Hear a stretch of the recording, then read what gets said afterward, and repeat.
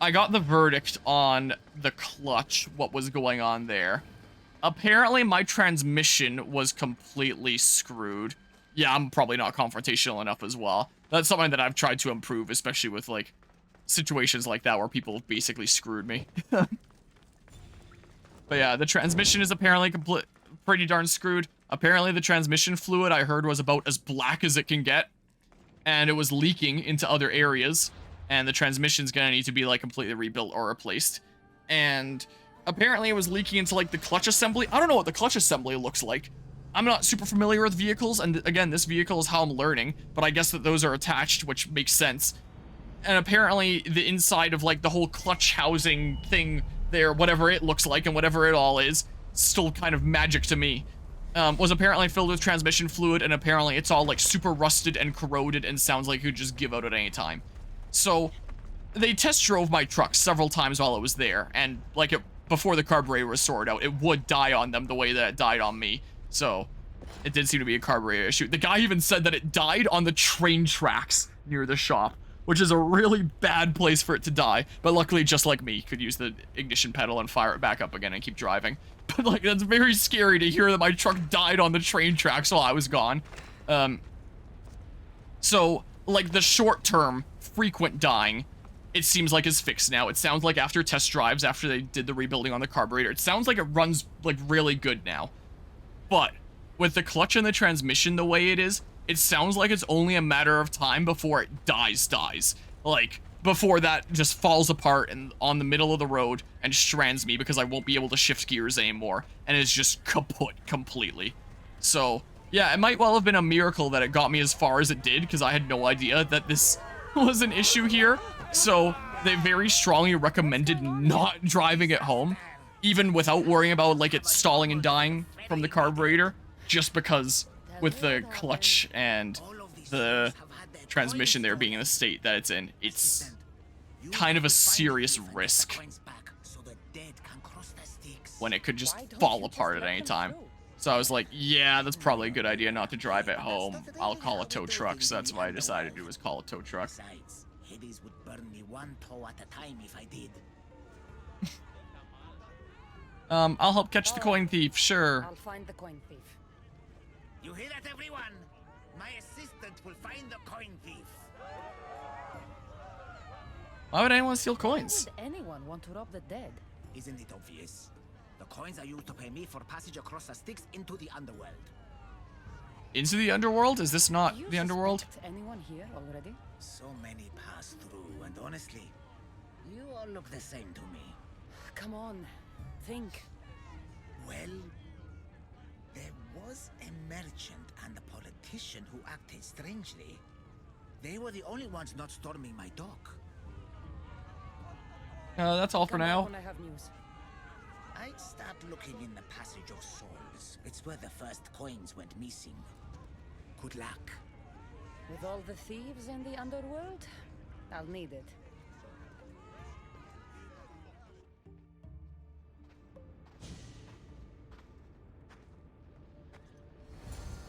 Alright, who stole the coins from the dead? Oh geez, there. I mean, I can sort of relate to a small extent. I've never been threatened, but, like, I've had a lot of arguments with my dad over the years, continuing until this day. Because he's the kind of person that will never admit that he's wrong. So, with times that I do try to, like, muster up courage to, confront him and say, hey, no, you're wrong about this, he just, ends up doubling down every time, and that kind of kills my motivation. Oh yeah, that would make sense there. Yeah, that would definitely be a big motivation killer. And that's like a whole separate can of worms that I could ramble about here. Like, I think one of the biggest example instances about that, we'll argue about, like, such stupid things that have, like, no impact on anything. Like, I remember when we were going out camping out to that place that was north of Jasper just before, like, the fire started getting really bad, and we parked the fifth wheel. He was telling me to, like, press the, I think it was to press the button for the legs down. It was either I think he told me to put the legs down, so I would need to press the, hold on. What exactly was the thingamabob? He wanted me to lower the legs, so I would have to press the down button. It's when we were leveling it out. Yeah, so the legs were already down on the 5th wheel, and he wanted to level it out. So he told me to bring the trailer up more, which, to bring the trailer at that point up more, the legs have to go down, because, like, obviously. So, like, if the trailer's here, and this is going down, then it raises it up, like that. Like, that's just how it works. That's just logical. So he wanted the front of the trailer to go up, so he told me to bring the legs up. And I told him, that's going to make the trailer go down. And he said, no, it's not. And, like, how is... And it was like, it is. Like, you could just look at it and see that that's the case. Like, obviously bringing the legs up is going to make the trailer go down. That's just how it works. And he's like, Jake, how is bringing the legs up going to make the trailer go down? How does that make any sense? Like, he's not the sharpest tool in the drawer at times, let's say. And I tried so hard to explain it to him. And so I would give him examples. I would go into, like, a push-up plank like that and be like, look, when I put my arms down, I go up. When I put my arms up, I go down. And he's like, well, let's just try it and see what happens. And he insisted that he do it himself and find out. And he never got back to me on that front. He just eventually figured it out by just, like, brute forcing it and never got back to me on that.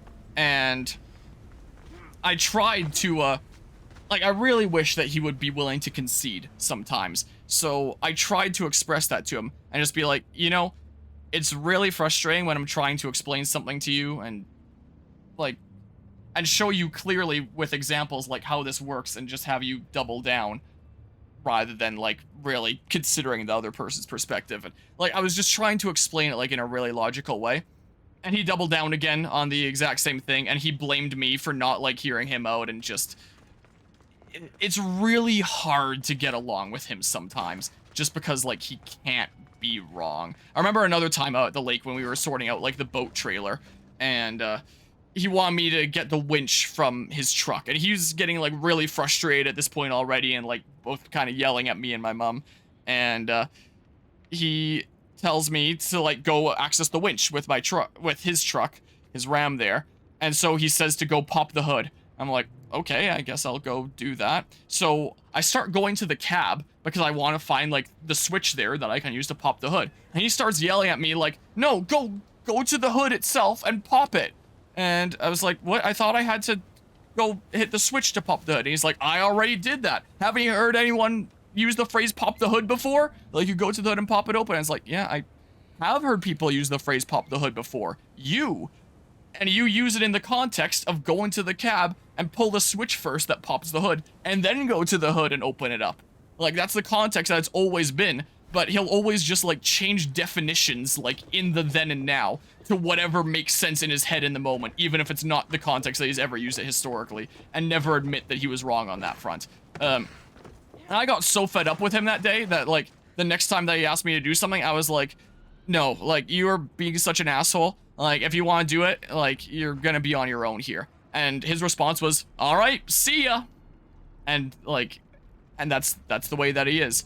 So I went to my room, and I assumed that it was probably my mom that talked to him later, considering he came up to me. And whenever he apologizes for something like that, it's never his fault for being an asshole. He's always like, you know, Jake, I'm sorry about that situation earlier. You see, it's just like, I'm still in a lot of pain from, like, the whole knee situation. They're still getting over a lot of pain, and it just gets me sometimes.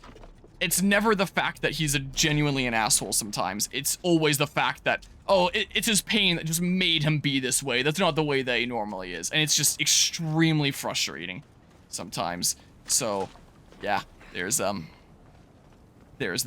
And there are definitely times that's hard to work on the Fargo with him. The only times that he ever apologizes, like, genuinely to me, is whenever it's something that's not his fault at all. Like me continuing to deal with carburetor issues, for example.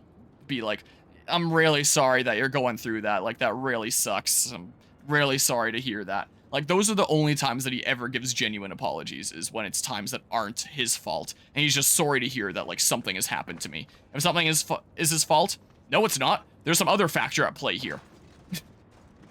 And it's just really, really hard to deal with. And especially when we didn't really have anything common bringing us together growing up, and he didn't really have much interest in, like, my interest growing up. Now we have something that interests both of us tying us together, what with the Fargo truck project, and me trying to make an effort to get into more things that he's interested in, like firearms and going and getting my firearms license and all that, to have more things to tie us together.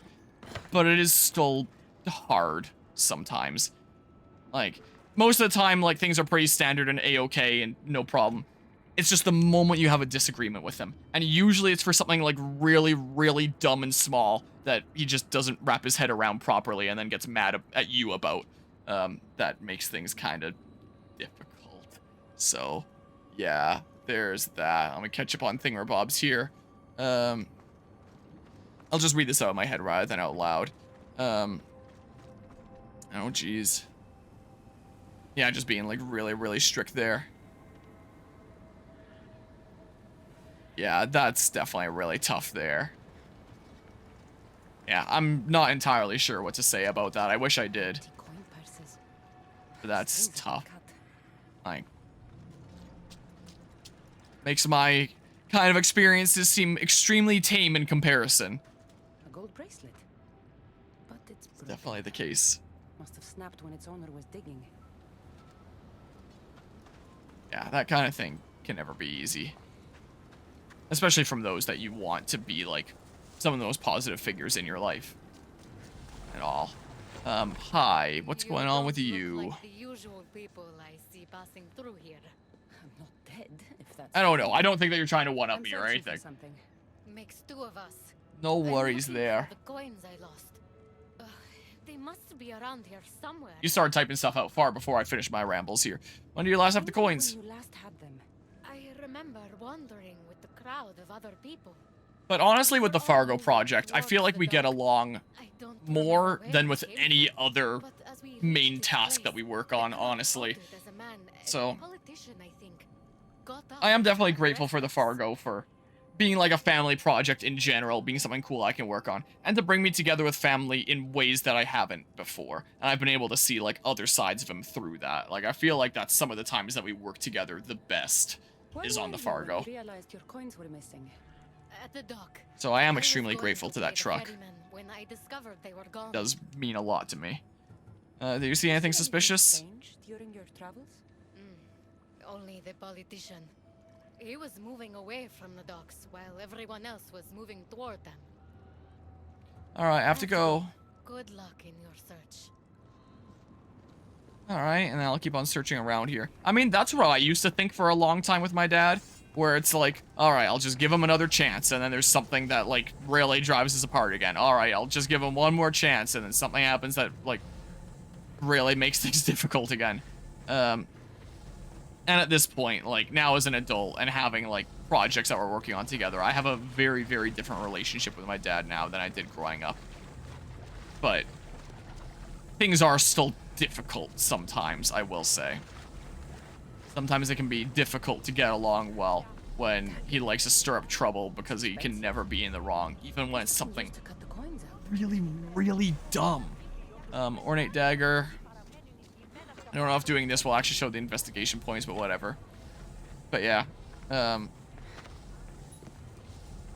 I mean, when it comes to like the whole political parties and stuff, I usually like to say you can never lump any one group into all believing the exact same thing, but with the way things are in the States now, it can definitely be a little bit easier to say that. Where the heck even? I am so confused. Oh, I can talk to you apparently. How am I supposed Alright. to find anything in this dirty, horrible wasteland? You must be looking for your stolen coins. How do you know? Maybe you're the criminal. Anyway, who came I mainly here wanted to keep on and rambling about my handed truck. I'm This kind of looking for the thief. spurred into that, I won't with my help you dad with being that more attitude. confrontational, and then Fine. one thing after another there. I found nothing here myself anyway. Do you recognize this dagger? Remind you of anything? I'll finish the story of that in a hot That's what I second here. felt. It nicked me when they cut the strings of my purse. So did you see who did it? No, I was too focused on the politician addressing the crowd. Captivating I was about to reference the politician guy in Persona 5, and I forget his name. But I do remember the politician Toshiro in the spin-off Persona 5 Tactica. He left more of an impression on me. So arrogant. Still wearing his jewels and gold. Won't do much for him here. And I reached the docks. They were gone. So how is bringing stuff into the afterlife work anyway? It's still gotta exist in the real world, right? Seemed nervous. He asked if we really had Again, if any of this is even real. What's your face at the beginning of this DLC was like, I made these challenges, these worlds for you to surpass to find out more. So like, I think I've got what I need. I don't know if any of this is even real per se, or what exactly it is. So, yeah, the transmission and the clutch is all screwed. It was recommended that I don't drive at home, and it made sense to me to not drive at home, and that's what my dad was recommending too, and it's like, yeah, it probably does make sense to be not driving this home. Because, like, while it probably wouldn't stall and die, when it's in that state, and it sounds like it was only getting worse and worse, and I'm kind of lucky to have gotten as far as I did, it's like, yeah, I think driving that truck is done until this is sorted out. So, at my dad's recommendation, which was a good recommendation, I asked the shop, hey, can you just completely remove the transmission? Because we would need to remove it anyway to be able to work on it, to either rebuild it ourselves or bring it to someone else who can rebuild it, or even if it does end up being replacing it, which I don't know where I'd get a replacement transmission from, but whatever the solution is, it would need to be removed. And since I'd already decided, like, this isn't being driven home, it'll have to be towed home, I figured I may as well ask them to remove it and just do that in like an hour, hour and a half. With their fancy lifts, fancy tools, and know-how. Like, the biggest thing being the lift, how convenient it is to just get underneath it and do that, as opposed to, like, just having it on jack stands and barely having it up and really fighting it from, like, an awkward position lying on your back. And it's better that they do it in, like, an hour and a half or 2 hours than my dad and I spend, like, an entire weekend fighting it, figuring out how to remove it. Like, even if I do have to pay them for that, I'd say that'd be more worth it. So I asked them to remove the transmission. So Monday, I took the truck into service here. Tuesday, I went into work, and then I got sick and, like, came home early for a half day. And then the following day, Wednesday, I was like, all right, well, I'll stay home today just because I'm still recovering from being sick, is the case. And then Thursday, I was like, okay, but I'll stay home today too, just because I'm probably going to have to be picking up my truck that day. And I phoned in that day and was like, can you remove the transmission? And they said, yeah, we can do that, but the lift is currently being used. Like, we can put it on the lift at the end of today, and then we can do it tomorrow morning. I was like, oh, okay. So I probably didn't need to take the work off, the day off work yesterday. Well, 2 days ago, since after midnight. Because yesterday, since after midnight, turned out to be the day to go and pick up my truck. They got the transmission removed, phoned me to let me know that, like, the transmission was out. They just put it in the box for me to take home. So that truck is well and truly dead now. Incapable of being driven at all until these things are sorted out and put in. So it's, like, actually broken down now. I mean, it's been actually broken down when I had, like, the carburetor off and stuff, but, like, especially so now. Pretty sure it was the politician, right? But, like... So, the dead were robbed while a politician gave a speech. One witness thought he looked suspicious because he was wandering through the crowd, away from the docks. Ah, yes. Even I noticed him.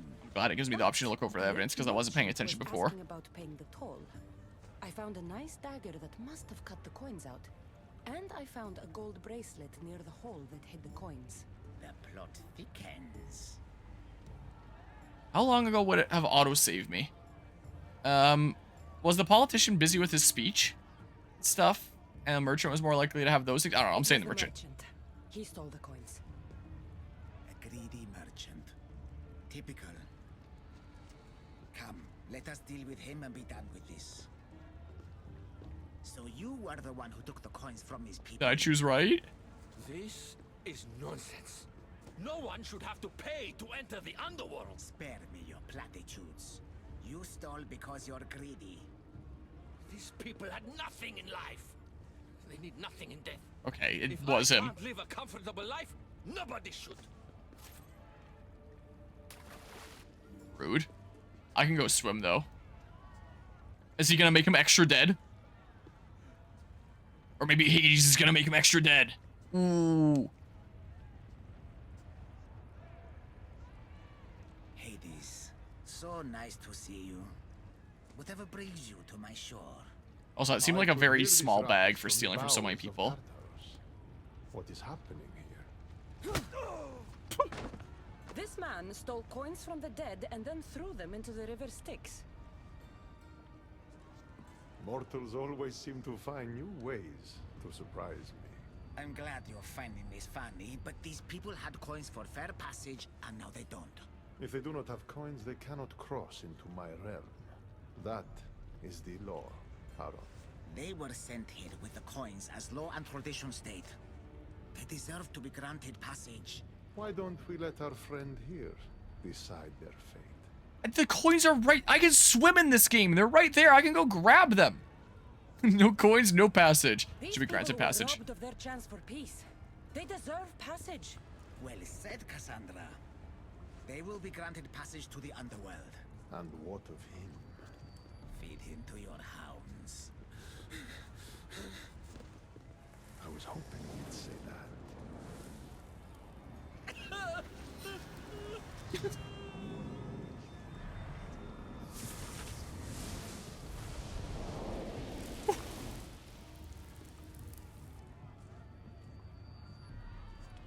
Sometimes we have to make difficult choices.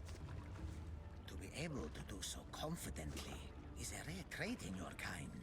I've done it before. I'll have to do it again. For such a hopeless fleshling, you've come a long way. Now that Hades is gone, there's something you should have. Thank you, Charon. It's a shame you have to go. You've been a good assistant. I hope you find the answers you seek. Thanks, man. Note from Charon.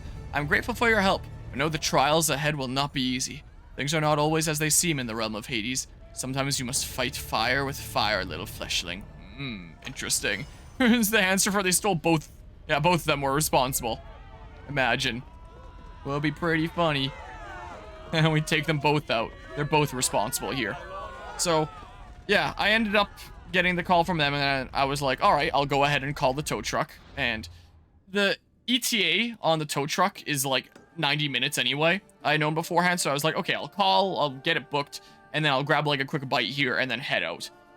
And I called, and it's just one of those automated bots rather than a real person that gets like all the info on like your vehicle, where it's at, where you want to transport it to, all that stuff there. So I got that, I got my tow truck booked, and then the bot was like, the estimated time of arrival is 90 minutes. I was like, okay, so it's gonna be 90 minutes or later. So I'll spend like 20 minutes here, and then I'll leave and get there in like 20-something minutes after that, and be there with like lots of extra time, and then I can chat with the mechanic there about everything that he did, and maybe he can walk me through it on the vehicle himself. So I grab a quick bite for like 15 minutes, and then I immediately head out after that. And I'm on the road for about 15 minutes when I get a call from the tow truck driver, who was extremely hard to hear when I'm listening to him on speakerphone on the highway while I'm driving. So I couldn't exactly make out what he was saying, but I pieced together that he was there already. I was like, what? Excuse me? I thought I was gonna be there hella early, considering the ETA. Like, what? So he got there, like, before me. I was still 15 minutes away. It doesn't help that I, like, took a wrong turn on the way there. And, tacked a little bit more time onto my route. So he was there waiting for me. Though luckily it wasn't too bad, because he was able to just start immediately loading up the truck. So I got there, and my truck is already like halfway fastened to this flatbed tow truck. So it wasn't the biggest deal ever, but I didn't really have time to go through with the mechanic with like everything that I did. Though he does have notes on like my invoice here about like all the main stuff. Is the case. And apparently he took like pictures during the process. So I gave him my email, and whenever he gets a chance, he'll apparently send the pictures during the process of like taking the stuff apart and seeing what the inside looked like. Because that could be good information for me to have. So yeah. So we got that loaded up. I paid for the services. So all in all, what they did was rebuild the carburetor with the carburetor kit there, fix the high beams on my headlights, and just by replacing the bulbs there, fixed my park lights because those were out, and apparently I need to replace one of the sockets on my own time because like one of the sockets is like one of the lights is a little bit dim, so there's a socket issue. they did like the full inspection of the whole vehicle and had a look in like the clutch assembly and the transmission and all that, and were able to give me that information. They removed the transmission. I think that might have been it. I think that might have been all they did. Oh, they might have put on my new emergency brake pad. I forget whether it says here. I think there's like a question mark by it. I forgot to ask him while I was there, like, did you get a chance to put on that new emergency brake pad that I put on there? Yeah, it says inspect park brake operation. Replace shoe? Question mark. Cost $250. So I assume they probably did. I gotta look through like the stuff that I brought there and see if the new shoe that I brought is actually put on there. Is what I gotta do. I should have done that immediately when I got home. Oh well. I didn't want to use up too much of my cousin's time. He kind of wanted to lock up his garage and head back in there. I forgot to bring my own keys to his garage this time. Yeah, seems weird there's a question mark. I'll find out the next time I check out my truck here. So they did a decent bit. And the total cost of that, plus like the cost of the new bulbs and the carburetor repair kit that they supplied, I ended up paying earlier today $881.78. So not like an ungodly amount. And I did do a lot to the truck. Still like, whew, I feel that. I definitely feel it. But it was like definitely really, really good service for the truck to have. Getting a lot of new information on it. And like essential stuff like with the carburetor.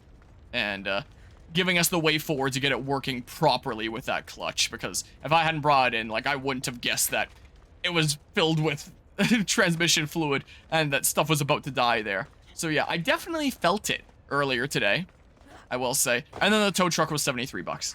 I'm honestly surprised it wasn't several hundred, but my dad has like a AMA membership and he recently added me as like a family member, so I went through that plan. I was able to get a pretty good deal that way. And I don't even have a membership card right now. I just have like this, it's being mailed in right now. I have a sticky note where my dad wrote my membership number that I used to book the tow truck appointment. And I forgot to take this with me. And like the bot was like, oh, you'll need to present your membership card and a piece of ID to the tow truck driver when you get there. And I asked the tow truck driver if he needed that and he was like, nah, let's go. I was like, okay, cool, thank you. So I was really glad that he didn't inquire further because I don't have a membership card yet. So thank goodness for that. So yeah, that worked out really great there. So the tow truck wasn't too bad.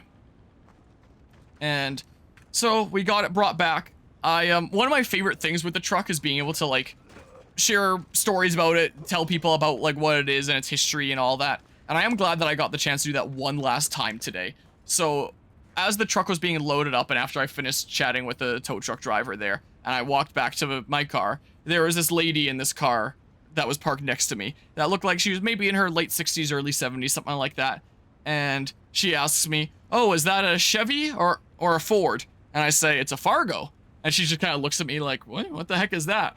And so I elaborate, it's like the Canadian Dodge is the short version. It's more complicated than that, but the Canadian Dodge is the short version. They were made in Canada.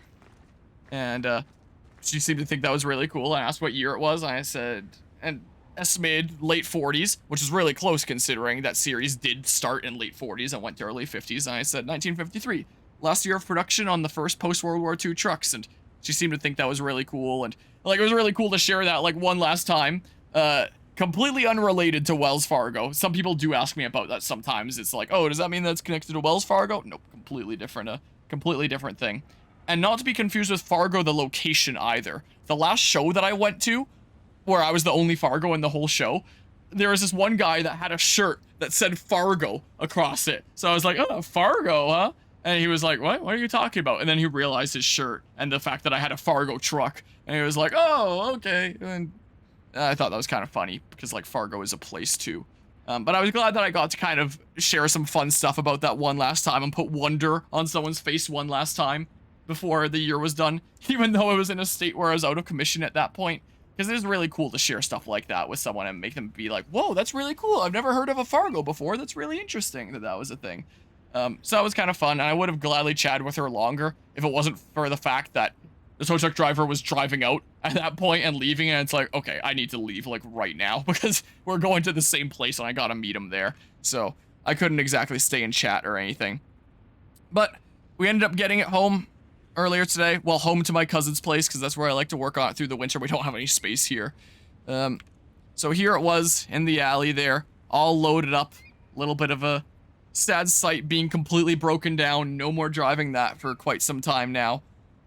I only put the hubcaps on when I'm going to shows, so that's why there's no hubcaps or anything there. But if you ever see any photos with it at a show, there'll be like the nice hubcaps on there. Because I don't want them falling off like mid-drive or someone stealing them because they're not exactly cheap. So it's safely put away in my cousin's garage. It's full of like all the bazillion stuff from his grandparents, since it used to be his grandparents' place. So it's safely put away, and the transmission is put in the back, along with the whole drive shaft. It looks like I didn't realize that needed to be taken out. And because this is how I'm learning how vehicles work, I look at this and I'm like, I have no idea how this works or what exactly is going on here. But it sounds like my dad's friend's dad has experience in rebuilding transmissions, and so we might be able to take this to him for the winter, along with parts that can be replaced, like source some parts, order those, get those in, to be replaced on like this transmission and take it to him to like fully rebuild it. And then maybe get like a fully rebuilt transmission by the spring, and then we'll like have to figure out the whole clutch situation ourselves and put it all back together and get it back on the road again, maybe? I don't know. So, sounds like there's a long road ahead. So it is well and truly broken down now. Like, there's no driving that anytime soon. So, yeah, kind of dead in my cousin's garage right now.